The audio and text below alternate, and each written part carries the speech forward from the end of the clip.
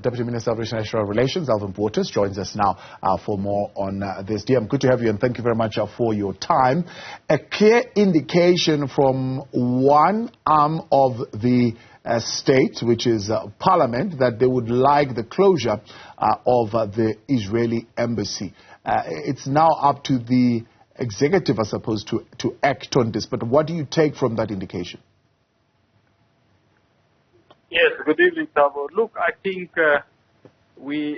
President Ramaphosa ordinarily would be conscious of what the people's representatives in Parliament have decided. And to the extent that 248 voted in support of a motion that request government to consider the temporary closure of the Israeli embassy up until there's a de-escalation in the form of a ceasefire and obviously the establishment of your humanitarian corridor. Although Parliament is a separate arm of the state, I think the government of South Africa have taken note of the overwhelming expression of solidarity by the elected representatives of the people, and we have further taken note about that only 91 members of the National Assembly, the majority which comprise members of the DA, have voted against that resolution.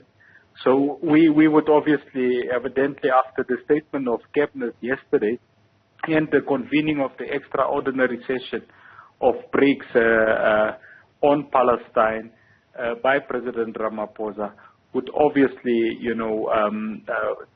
do a political assessment of the optics, as expressed by Parliament.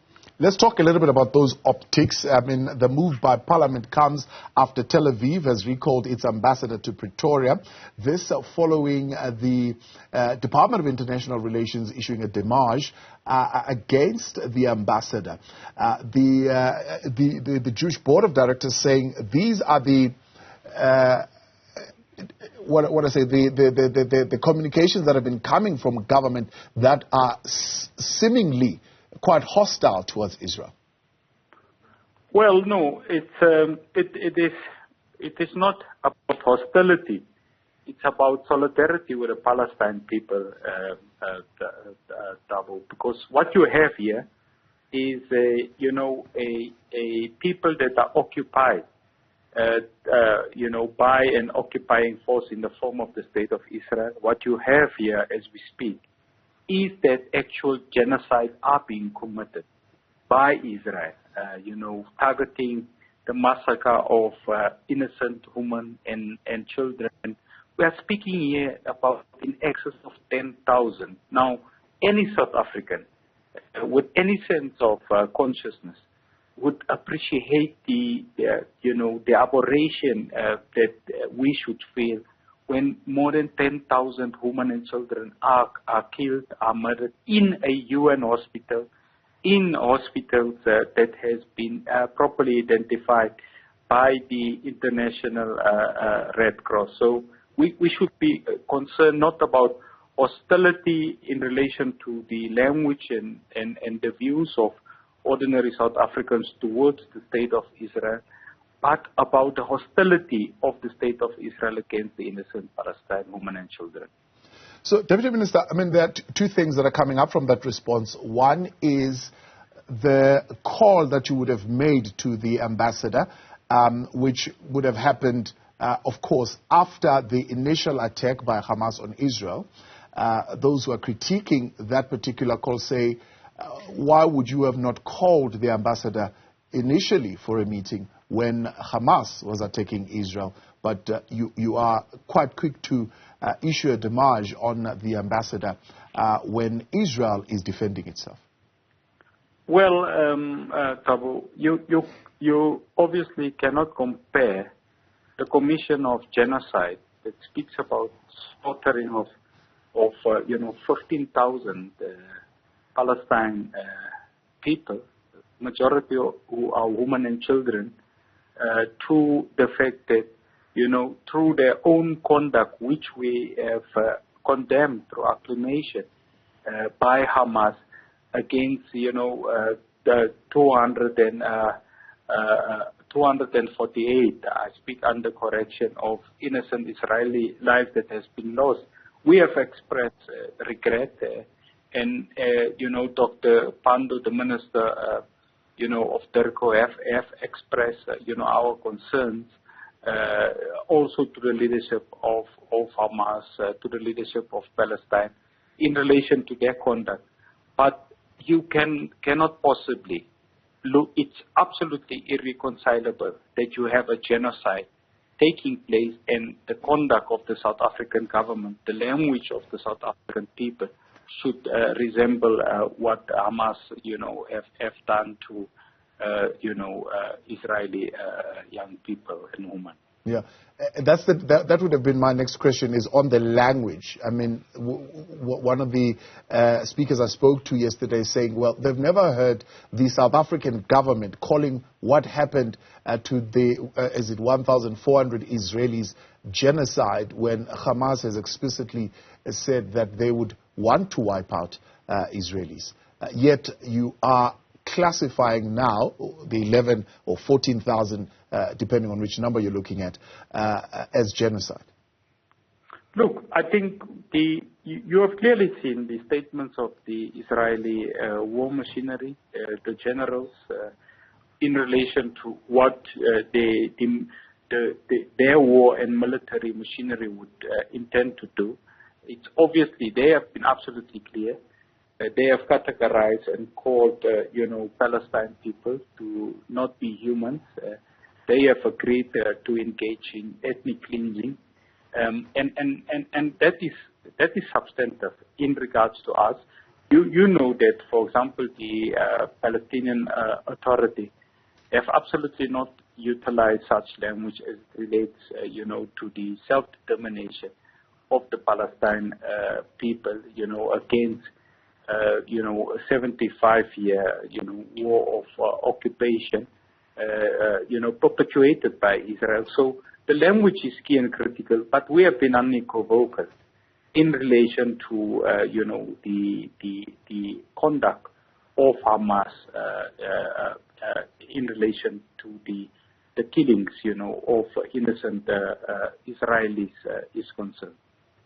Closing of an embassy would represent, in a sense, the cutting of diplomatic ties with Tel Aviv. But, of course, Cabinet saying there is no policy at this particular point that would speak to that. But how would you fulfill the expression of the will of the people as expressed by members of Parliament, yet still be able to maintain that degree of open communication with Israel? Yes, look, Cabinet have obviously, agreed to recall our diplomatic personnel. You would appreciate that already in 2018, the Cabinet took a decision to recall our ambassador for further consultation because of this genocidal conduct from the side of Israel. It prompted Cabinet to recall the entirety of our diplomatic personnel headed in Tel Aviv by a chargé, obviously to engage in further consultation. That would include the political and intelligent outlook that the South African government should pursue. That ultimately, after we have completed that consultation, being cognizant of the National Assembly resolution, will inform the posture, the attitude of the South African Cabinet. So I think that obviously, Thabo, it's an important issue. And I just want to maybe emphasize, if you look at the number of, the Israeli Defense Force lives that has been lost, we speak now actually about confirmed 368 as opposed to the earlier figures that we spoke about. And you can't obviously compare the loss of lives, of 368 soldiers, to that suffered by, innocent Palestine women and children, which are approximate to stand at 15,000 at the moment. Yeah. So politically, the ANC says, well, not everything that the ANC says is something that must be implemented by government with immediate effect. And of course, there are processes and procedures that would need to be followed. So the expectation is that there are particular processes and procedures that the Department of International Relations would now follow even after this move by Parliament. What are those? Well, look, Tabu, I think our first issue is to look at to assess the decision made by Israel to recall its ambassador for further consultation. That obviously would be one of the, key issues we are able to assess. Secondly, we are engaging in a debriefing process for all our diplomatic personnel that was located in Tel Aviv, in relation to the, what on the ground is taking place, what is the optics of our diplomatic personnel that we have recalled. And I think thirdly, we look at obviously what is the posture of a number of international states in terms of progressive internationalism, where we as a South African nation, as a South African government, the cabinet are obligated to act in corresponding to the value systems in our constitution. So I suppose the president and cabinet will look at the cemetery of information at our disposal, what needs to be done, in particular also, Tabu, in terms of how do we champion peace diplomacy, how do we engage in de-escalation, how do we engage in the establishment of humanitarian corridor, all things being equal. So those will be the plethora of issues that, cabinet will consider. Deputy International Relations Minister Alvin, appreciate your time. As always, thank you very much for coming on.